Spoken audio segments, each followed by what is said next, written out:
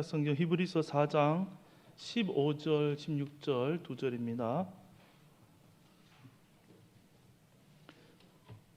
히브리서 4장 15절과 16절 우리 두 절밖에 안 되기 때문에 함께 합독하도록 하시겠습니다. 15절 16절입니다. 함께 하겠습니다. 우리에게 있는 대제사장은 우리의 연약함을 동정하지 못하실 이가 아니요 모든 일에 우리와 똑같이 시험을 받으신 이로되 죄는 없으시니라. 그러므로 우리는 긍휼하심을 받고 때를 따라 돕는 은혜를 얻기 위하여 은혜의 보좌 앞에 담대히 나아갈 것이니라. 아멘. 네, 날이 정말 많이 더워집니다. 우리 진짜 오늘 또 오세천 집사님 기도하시면서 더위를 말씀과 기도로 이기자고 했는데 이 더운 여름 또 늘 은혜 가운데 시원한 은혜 가운데 승리하는 모든 아멘의 성도님 되기를 주님의 이름으로 축복합니다. 옆 사람과 한번 이렇게 인사하면 좋겠습니다. 당신이 나의 감사 제목입니다. 예, 당신이 나의 감사 제목입니다. 진심이신 거죠? 다시 한번 뜻을 생각하면서 한 번 더 하겠습니다. 당신이 나의 감사 제목입니다. 당신이 나의 감사 제목. 네, 우리가 물질도 감사하고 다 감사한데 사람이 제일 감사하죠. 그렇죠? 그래서 나도 누군가의 감사의 제목이 되고 또 다른 모든 주변의 사람들로 인해서 서로 주신 그 은혜를 감사하는 우리 아멘의 모든 성도님 되기를 다시 한번 소망합니다. 네, 오늘 우리 함께 나눌 말씀은 히브리서 4장 15절 16절 두 절인데 지난번 설교 때 본문에 포함되어 있었는데 조금 중요한 내용이 있어서 한 번 더 이 부분 살펴보고 넘어가려고 본문으로 택했습니다. 네, 우리의 신앙생활 가운데 우리 자신의 어떤 약한 모습 또 연약함이 있죠. 그래서 그것으로 인해서 많이 고민합니다. 우리의 연약함, 여기서 연약함이란 우리 마음속에 있는 어떤 잘못된 생각들이나 욕심들을 의미하기도 하고 또 우리 삶 속에서 쉽게 고쳐지지 않는 그런 우리의 죄악들을 의미하기도 합니다. 사실 이 땅의 모든 사람들이 크리스찬이라 하더라도 다 이런 연약함을 가지고 살아갑니다. 우리들은 내 속에서 내 안팎에서 이런 우리의 죄성과 또 그러한 연약한 모습이 발견될 때마다 마음의 평안을 잃어버립니다. 그리고 그 연약함으로 인해서 또 하나님께서 이런 나를 어떻게 보실까 이 생각을 하기 때문에 숨게 되기도 합니다. 또 내 힘으로 이것을 안간 힘을 다해서 또 연약함을 좀 고쳐보려고 하다가 잘 안 되면 안 될수록 깊은 수렁에 빠지고 또 하나님과 멀어지기도 하고 예배의 자리에서 멀어지기도 하죠. 왜 우리는 하나님 앞에서 자꾸 우리의 연약함을 힘들어하고 숨기고 싶어하고 또 고치고 싶어 할까요? 그것은 우리에게 있는 우리 안팎에 있는 이 연약함의 정확한 정체를 잘 우리가 알지 못하기 때문입니다. 그리고 또 한 가지는 우리에게 대제사장 되신 예수님이 계신데 우리의 대제사장 되신 예수님이 어떠한 분인지를 정확하게 알지 못하기 때문이죠. 오늘 이 오후 시간에 이 진리의 말씀을 통해서 이 연약함, 우리가 가진 연약함의 정체와 또 우리에게 계신 대제사장 되신 예수님이 어떤 분인지 분명하게 알아지기를 소망합니다. 그래서 우리 모두가 항상 이 은혜의 보좌 앞으로 담대히 나아가는 그러한 신앙생활로 변화되는 그러한 시간이 될 수 있기를 다시 한번 주님의 이름으로 축복합니다. 오늘 본문 15절에 보시면 어떻게 시작됩니까? 우리에게 있는 대제사장은 우리의 연약함을 동정하지 못하실 이가 아니오라고 말씀에 기록되었습니다. 이전 개역 성경의 번역에서는 우리 연약함을 체휼하지 아니하는 자가 아니요 이렇게 했습니다. 아마 체휼이라는 단어가 조금 현대인에게 어렵다 싶어서 그런지 이것이 개역 개정으로 오면서 바뀌었습니다. 어쨌든 여기서 동정하다 또 체휼하다라는 이 단어의 원어를 찾아보면 심파테오라는 단어인데 그 뜻이 함께 고생하다 또 누구와 같은 것을 겪다 함께 고생하다 또 누구와 똑같은 것을 겪다 이런 뜻입니다. 즉 이 말씀은 예수님이 연약함을 가진 우리와 똑같은 몸으로 성육신했다는 것을 이 본문에서는 말하고 있습니다. 예수님이 우리의 그 연약함을 동정하실 수 있다는 것은 예수님께서 우리가 지금 가지고 있는 몸을 직접 체험하셨다는 그러한 뜻입니다. 곧 우리의 연약함이란 우리의 이 가진 몸과 깊은 관련이 있습니다. 아담의 후손으로 태어나는 모든 사람은 다 이 몸을 물려받습니다. 어떤 몸입니까? 이것은 의의 몸이면 더 좋을 텐데 그것이 아니라 사실은 죄의 몸을 다 물려받아서 태어나죠. 이미 이 몸속에는 무엇이 들어있다고 성경은 말합니까? 육신의 정욕과 또 안목의 정욕과 이생의 자랑이 이 몸에 이미 들어와 있습니다. 또 우리 속에는 하나님처럼 높아지고 싶은 그러한 교만의 본성이 원죄를 통해서 다 들어있다는 것이죠. 그러므로 우리는 우리의 이 연약함으로 인해서 마냥 괴로워하기 전에 말씀을 통해서 내가 가진 이 연약함의 정체를 분명히 먼저 말씀을 통해 아는 것이 더욱 중요하다 할 수가 있습니다. 이 연약함의 정체란 바로 누구에 대해서 연약한 것입니까? 인간이 사단에 대해서 연약할 수밖에 없다. 그것이 우리 가진 연약함의 정체인 것입니다. 인간은 사단에 대해서 싸울 때 연약할 수밖에 없습니다. 그런데 문제가 무엇입니까? 우리는 이 연약함이 우리에게 경험되고 다가올 때 어떻게 인식을 하냐 하면 이러한 사탄의 존재는 잊어버리고 사단에게 속아서 이 연약함을 온전히 내 것으로 알고 있다는 것입니다. 그래서 그 모든 책임을 나에게로 다 돌리고 나를 정죄하게 되고 또 나를 내가 책임지려 하는 그 깊은 수렁에 빠지게 된다는 것이죠. 그러면 우리는 아직도 사단에게 계속 속고 있는 상태인 것입니다. 오늘 4장 15절을 시작하면서 우리에게 누가 있다고 말씀하고 있습니까? 우리에게 있는 대제사장은 예수님이죠. 우리에게는 대제사장 대신 예수님도 있지만 우리를 괴롭히는 사단도 여전히 있다는 것을 우리가 알고 있어야 되는 것입니다. 자, 그러면 예수님이 우리의 연약함을 어떻게 그러면 체휼하셨습니까? 오늘 15절 하반절에 보시면 모든 일에 우리와 똑같이 시험을 받으신 이로되 뭐가 없습니까? 모든 일에 우리와 똑같이 시험을 받으신 이로되 죄는 없으시니라. 창세기에 나온 모든 인류를 향한 첫 아담의 시험이 무엇이었습니까? 창세기 3장 15절에 보면 너희가 그것을 먹는 날에는 너희 눈이 밝아져 하나님같이 되어서 선악을 알 줄을 하나님이 아심이라. 사단이 이렇게 유혹했습니다. 원래 타락 전에 인간은 하나님의 무엇으로 지음받았습니까? 하나님의 형상으로 지음받았습니다. 그래서 여러분 고무장갑이 무엇의 형상으로 생겼습니까? 네, 역시 우리 권사님들이 고무장갑 친숙하니까 대답을 잘 해주셔서 감사합니다. 고무장갑은 무엇의 형상으로 만들어졌죠? 사람 손의 형상으로 만들어졌잖아요. 고무장갑 자체는 힘이 없어요. 흐물흐물해요. 그런데 그 본체이신 그 손이 비유죠. 손이 들어가서 움직이면 이 장갑이 힘을 쓸 수 있습니까? 없습니까? 있잖아요. 그런데 그 손이 빠지면 어떻게 됩니까? 흐물흐물해지는 것이죠. 하나님께서 처음 사람을 창조하실 때 그냥 사람만 따로 뚝 있도록 그렇게 계획하시고 했다는 게 아니란 것입니다. 하나님의 형상으로 지었다는 말은 사람을 지으시고 사람 속에 본체이신 누가 들어오신다고요? 하나님이 들어오셔서 사람과 하나님이 연합해서 온전하도록 그렇게 되도록 하나님이 디자인하시고 창조하신 것입니다. 부족함이 없도록 연합해서 부족함이 없도록 그렇게 만드신 것이죠.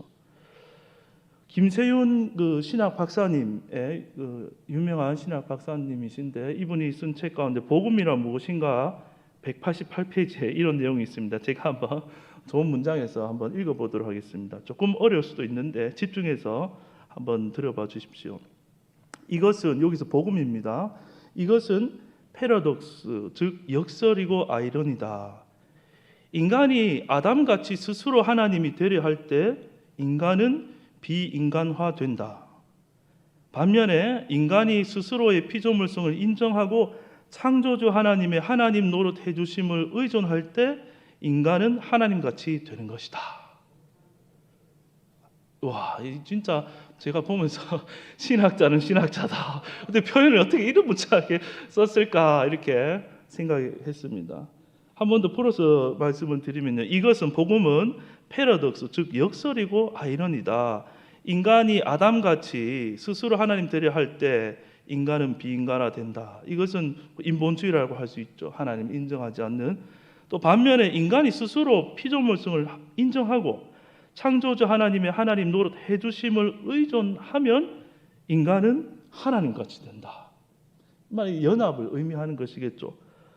그러니까 이 말은 하나님께서 처음부터 사람을 창조하실 때 뚝 떨어져 놓게 하나님과 거리가 있는 그런 존재로 창조한 것이 아니란 것입니다. 사람은 반드시 그 지으신 하나님과 함께하도록 연합되도록 그래서 온전하도록 창조된 것이죠. 그런데 사람이 여러분 잘 아시는 대로 어떻게 했습니까? 선악과를 먹고 그 사람의 자리를 이탈한 게 문제였습니다. 우리는 하나님이 아닌데 자꾸 선악과를 먹은 이후부터는 우리의 본성 가운데는 하나님이 되려고 하는 것입니다. 그래서 모든 문제가 발생하는 것입니다. 이 원죄 속에 우리의 인간의 근본적인 문제가 들어있는 것이죠. 자, 예수님도 성경을 보면 똑같이 육신을 입으셨습니다. 복음서에 보면 40일을 금식한 가운데 사탄이 시험을 합니다. 마태복음 4장 3절에 보면 시험하는 자가 예수께 나와서 이르되 네가 만일 하나님의 아들이거든 명하여 이 돌들로 떡덩이가 되게 하라. 이게 무슨 말입니까?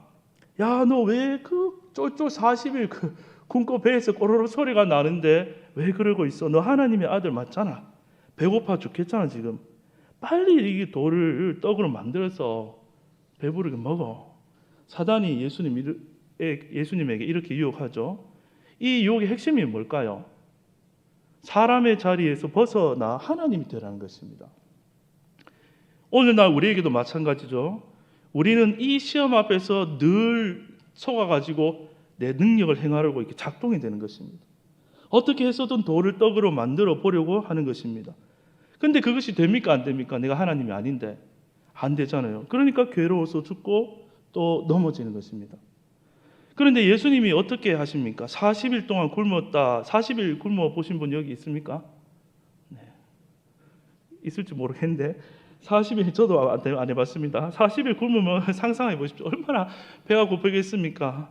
사단이 와서 저에게 만약에 야, 너 왜 그러고 있어? 알았어. 바로 이렇게 돌이라도 씹어 먹었을지 모르겠습니다.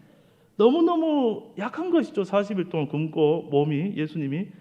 그런데 돌로 떡을 만들어 먹으려면 힘이 있어야 되잖아요. 근데 예수님은 야, 나는 돌로 떡을 만들어 먹지 못해. 나는 너무너무 연약한 사람이야.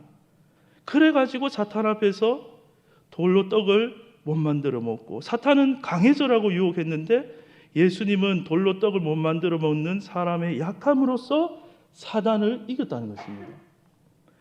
우리는 사단을 이길 때 돌로 떡을 만들어야 된다고 이긴다고 생각하는데 능력이 있어야 된다고 이렇게 생각하는데 능력이 아니라 인간의 그 연약함으로 이기는 겁니다.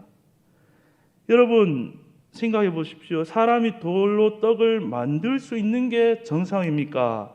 만들지 못하는 게 정상입니까? 만들지 못하는 게 정상이죠. 당연하잖아요. 사람 보고 하나님처럼 되라고 하는 거죠.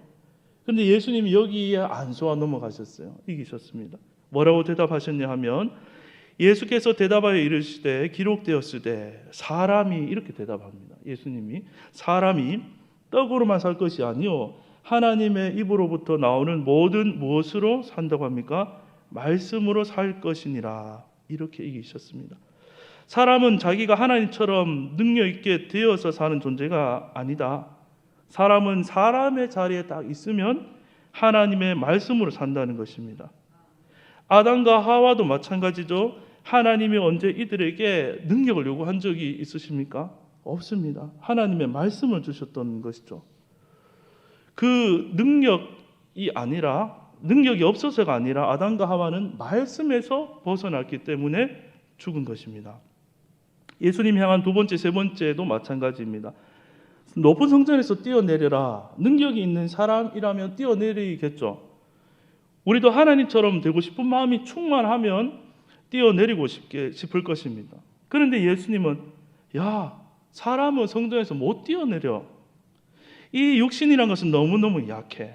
사람은 떨어지면 어떻게 되겠습니까? 성전에서 육신이 다 부러져 죽어 못 뛰내려. 그렇게 이겼단 말이죠. 사람은 뛰어내리면 죽도록 하나님께서 딱 제한받는 존재로 만들었어. 나는 이런 연약함이 좋아. 사람은 사람이면 돼라고 이 자리에 딱 머무셨습니다. 그걸로 이기셨습니다. 예수께서 이르시되 또 기록되었을 때 주 너의 하나님을 시험하지 말라 하였느니라 하시니, 사탄이 와서 너 뛰어내리면 하나님 어떻게 할 줄 알아?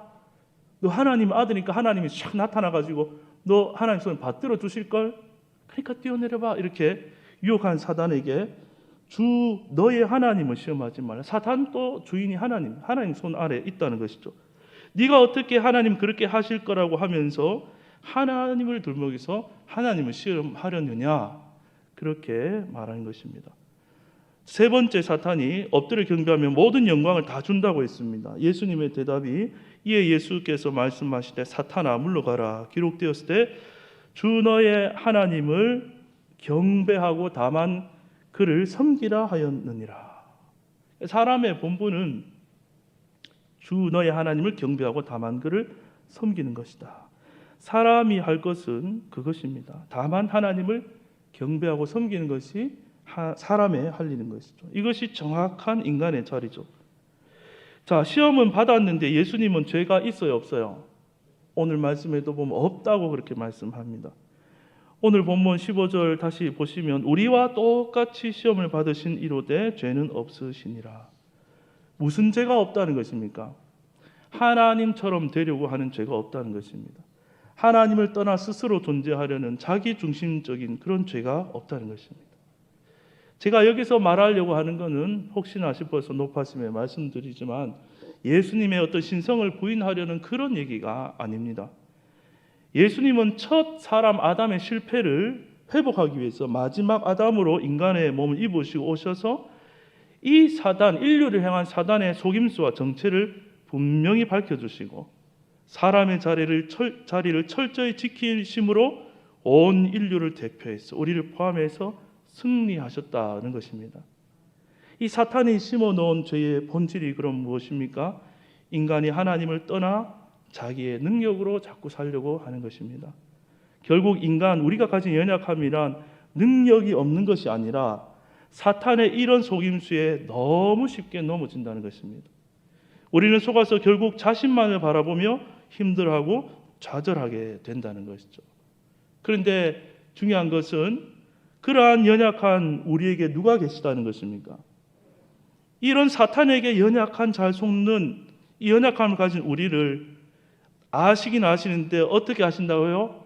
너무나 잘 아시는, 직접 그 체험을 다 하신, 직접 체험하신 분이 계시다는 것입니다. 또 이 문제를 체험만 하신 것이 아니라 사단과 싸워서 직접 이기시고 해결하신 대제사장 되신 예수님이 우리 모두에게 있다라는 사실입니다. 그래서 16절에 보면 뭐라고 합니까? 그러므로 우리는 무엇을 받습니까? 긍휼하심을 받고. 왜 우리는 연약하고 죄가 많은데 긍휼을 받게 되어 있습니까? 우리는 연약한 자신의 스스로에게도 우리는 잘 긍휼을 베풀지 못해요, 사실. 그런데 왜 우리가 예수님께 긍휼하심을 받습니까? 만약에 사탄이 없이 죄의 근원이 우리로부터 출발한 것이라면 당연히 우리는 심판받고 긍휼받지 못할 것입니다. 그러나 예수님은 이미 다 아신다는 것이죠.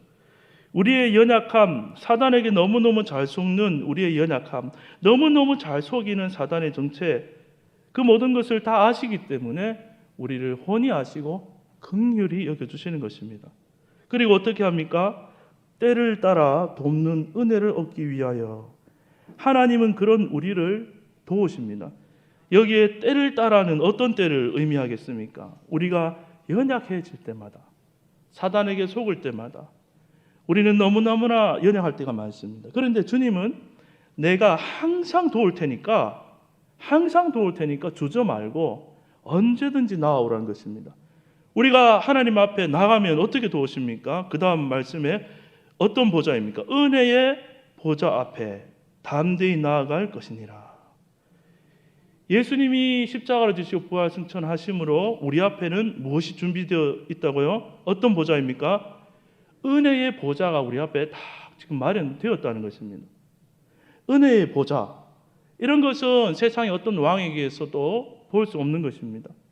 보좌는 통째로 말하는데, 의미하는데 오직 무엇으로만 다스리는 보좌입니까?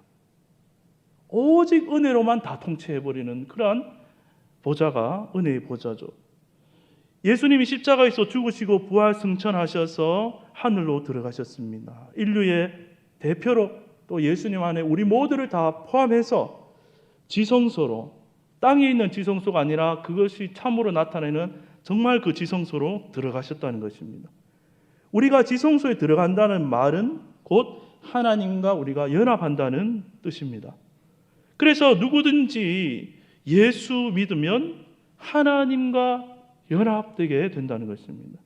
즉 은혜의 보좌로 우리가 다 나아갈 수 있다는 것입니다. 지성소에 다 들어갈 수 있다는 것입니다. 구약 성경에 읽어보면 지성소 안에 들어가면 무엇이 있었습니까? 많은 것이 있었는데 그 법궤가 있고 법궤 위에 이를 덮고 있는 덮개가 있습니다. 덮개 위에 무엇으로 장식되어 있죠? 이렇게 날개를 펴가지고 날개를 또 닿아 있고 눈은 아래를, 양천사가 아래를 내려다보는 그것이 달려있는 그 덮개가 있습니다. 그 덮개의 이름을 무엇이라 하냐면 시은좌라고 합니다. 이것을 풀어서 설명하면 은혜를 베푸는 보좌, 시은좌. 은혜를 베푸는 보좌가 시은좌입니다. 즉 우리에게 벌 주는 것이 아니라 모든 죄를 다 속죄해 주는 것이 지성소입니다. 이제 예수 그리스도로 말미암아 누구든지 마음껏 들어가서 다 속죄함을 받는 것입니다. 아직도 많은 사람들이 예수를 믿고도 하나님의 보좌를 이 은혜의 보좌로 인식하지 못하고 율법의 보좌, 심판의 보좌로 생각합니다. 그것이 아닙니다. 하나님은 오직 우리를 무엇으로 다스리신다고요? 모르겠습니까? 은혜의 보좌. 오직 은혜로 다스린다는 겁니다. 그것이 은혜의 보좌입니다. 하나님께서는 우리를 이 은혜의 보좌로 다 나오게 하셔가지고 우리의 모든 연약해서 넘어진 죄들을 다 속죄하시고 씻어주실 뿐만이 아니라 그것이 지성소이기 때문에 하나님과 사람이 함께 살도록 연합하도록 그렇게 하신다는 것입니다. 하나님의 목적은 단지 속죄에 있는 것이 아니라 속죄는 연합을 위한 하나님의 그 과정이고 수단인 것입니다. 성령께서 우리 안에 들어오셔서 함께 사시는 것에 하나님의 참된 목적이 있는 것입니다. 우리가 예수를 믿고 또 속죄함을 받고 성령이 우리 안에 사시면 그 은혜의 통치가 우리 속에 우리 삶에 임하는 것입니다. 그래서 그 은혜의 힘이 또 그 성령의 생명의 힘이 우리의 삶을 변화시켜 가는 것입니다. 이제 말씀을 정리하겠습니다. 혹시 아직도 나의 마음 가운데 연약함 때문에 쉽게 고쳐지지 않는 많은 모습들 때문에 하나님으로부터 마음으로 멀어져 계신 분은 없습니까? 또 하나님이 나에게 벌 주실까 봐 또 숨어 있는 분은 없습니까? 아니면 하나님의 그 은혜보다 사단에게 속아서 나 자신의 능력을 믿고 홀로 살아가고 계시지 않습니까? 우리는 더 이상 사단에게 속지 말아야 합니다. 우리에게 누가 계십니까? 대제사장 되신 예수님이 우리 모두에게 있습니다. 하나님의 형상으로 지음받은 우리 속에 예수님이 함께 하실 때 우리는 온전하고 이미 완전한 것입니다. 날마다 때마다 주저없이 이 은혜의 보좌로 믿음으로 담대히 나아가기를 주님의 이름으로 축복합니다. 예수님이 십자가에서 이 일들을 이미 다 이루어 놓으셨습니다. 긍휼하심을 받고 때를 따라 돕는 은혜를 마음껏 누리는 모든 성도님들이 되시기를 주님의 이름으로 축복합니다. 기도하겠습니다. 하나님의 은혜는 부족함이 없고 주님의 복음은 완전한 것인데 여전히 우리가 사단에게 속아서 살아가고 있지는 않습니까? 진리의 말씀이 우리의 마음에 가리워진 채 살아가고 있지는 않습니까? 성령께서 이 시간 오셔서 우리의 어두운 마음을 밝혀주시고 예수님께서 이미 이루어 놓으신 놀라운 은혜를 받게 하여 주옵소서. 우리의 모든 죄를 다 속죄하여 주시고 오직 은혜로 다스리시는 은혜의 보좌 앞에 날마다 담대히 나아가는 믿음의 사람들이 다 되도록 인도하여 주시옵소서. 예수님의 이름으로 기도하옵나이다. 아멘.